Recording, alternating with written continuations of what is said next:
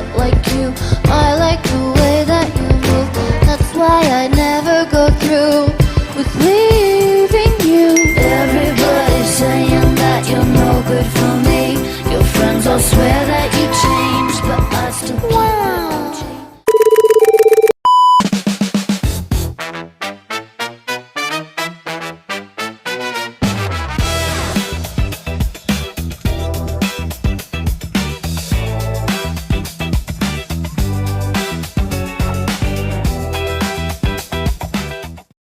Hi everyone, we are Group 3 and today we're taking you on a linguistic tour of Margo City Mall. You know Depok, you definitely know Margo City on Jalan Margonda Raya. It's one of the biggest and busiest malls around, which makes it the perfect place to spot some really interesting signs, especially the way they mix Indonesian and English. Since the mall is surrounded by schools, offices, and train stations, it's always buzzing. The signs, they aren't just for directions, they are actually for building the mall's whole vibe. We went there on December 25th, 2025, and as you can imagine, it was packed because of the Christmas holiday. It was way too crowded to film a video, so we took some clear photos to show you instead.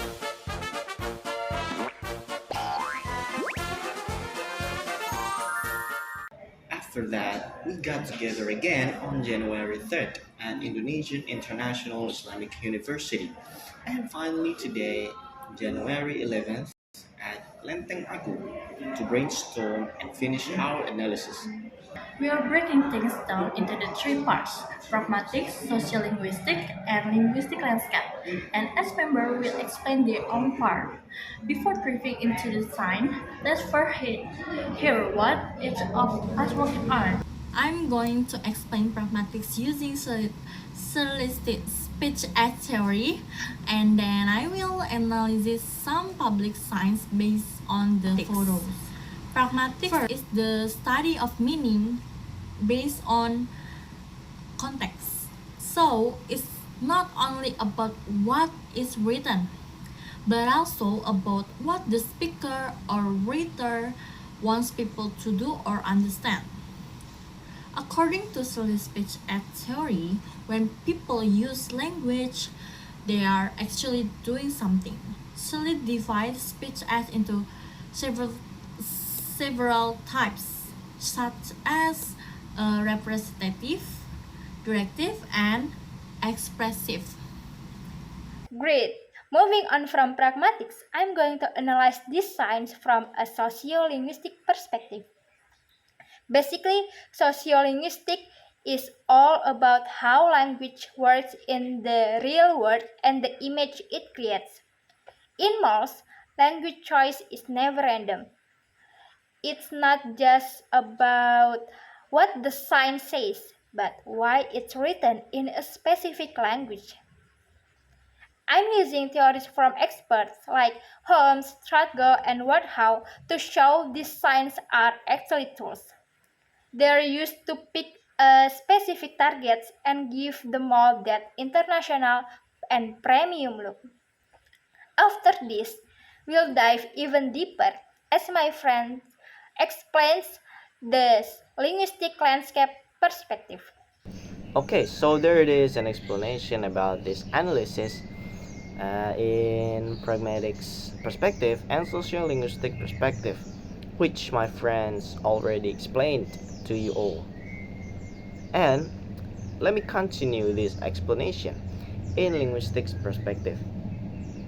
So in our analysis, we don't only look at how people use language, but also at how language appears visually in public spaces. But first, let me explain about linguistic landscape first. So basically, linguistic landscape refers to all written language that we can see, that we can find in public places, such as signs, advertisements, posters, or like warning signs you can find around the public areas. And by analyzing linguistic landscape, we could understand why certain languages are chosen and who the target audience is and what kind of message or image the sign wants to project. So As let's jump right in on a look at the first sign. First, let's look at the sign. Get 50% on to second item. At first, this sign looks like it's just giving information about discount, but actually it has another meaning behind it.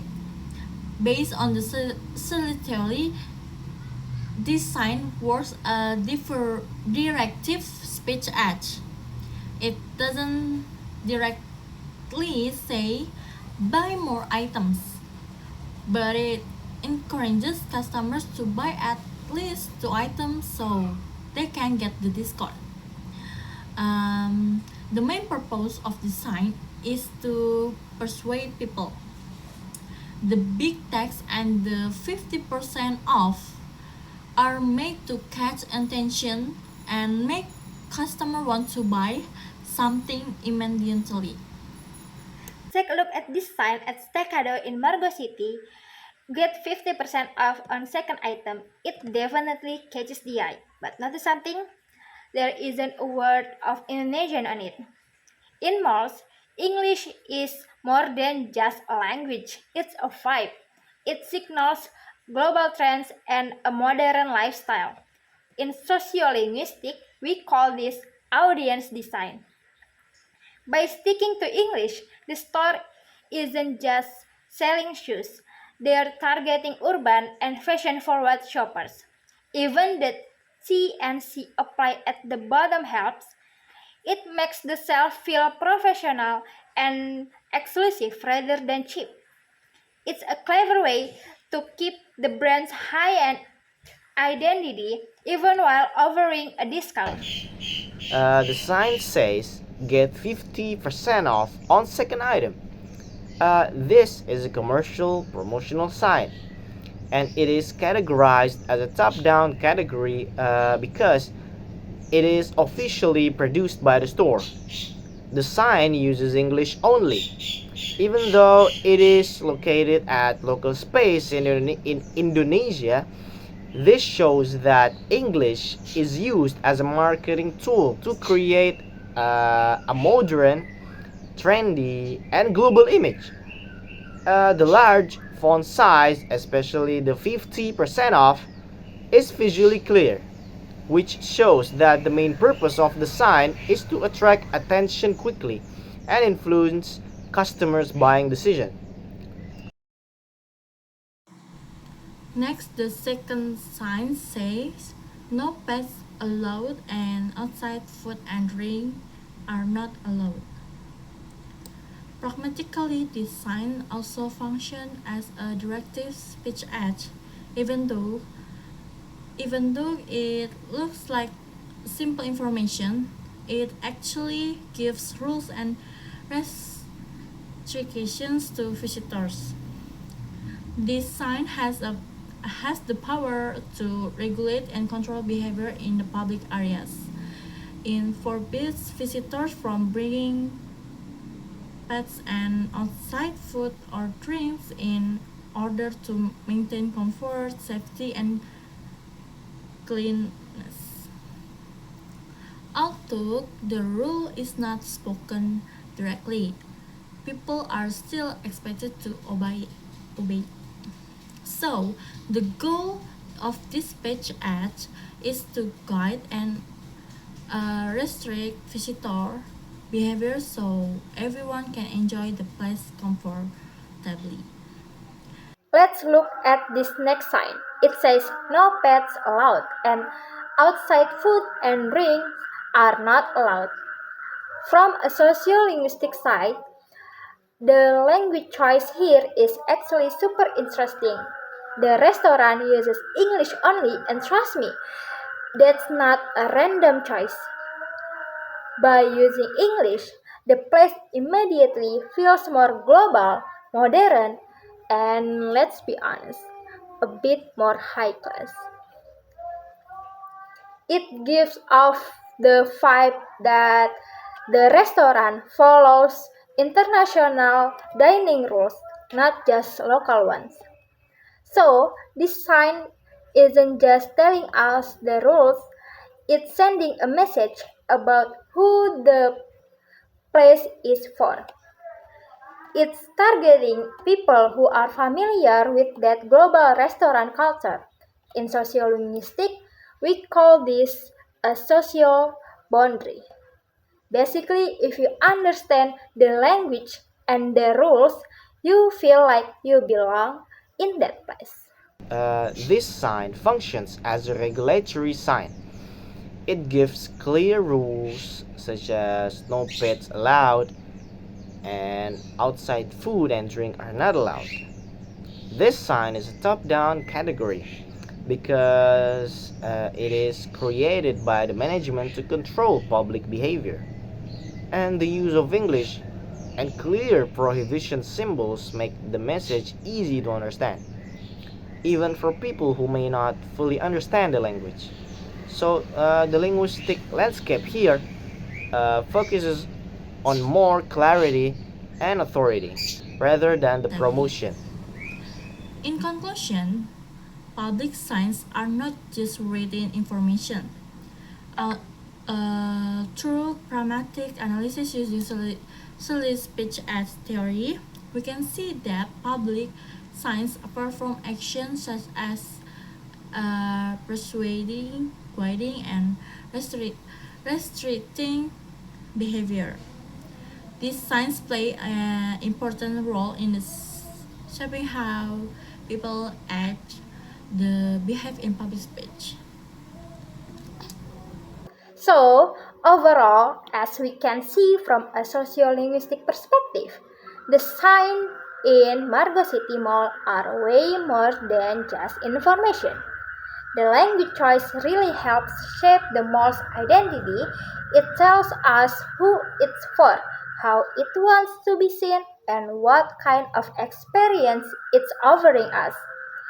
English is often there to represent global standards and prestige, while Indonesian keeps things accessible and grounded for everyone.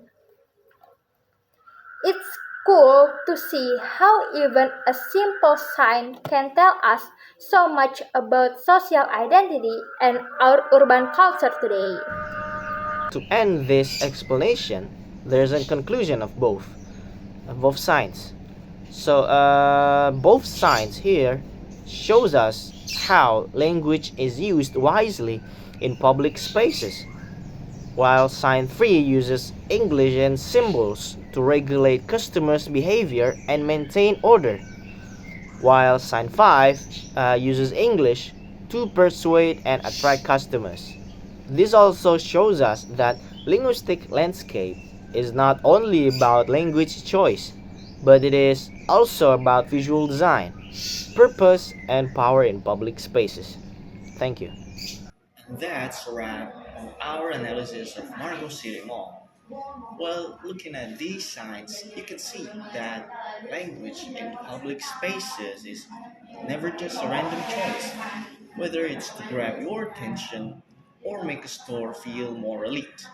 Every word is carefully picked for a reason. Using pragmatic, sociolinguistic, and linguistic landscape really helps us to see how language works in our everyday life, even while we're just doing the topic. Thanks for hanging out with us, and we hope you'll start noticing the signs around you in a whole new way. See See ya. ya!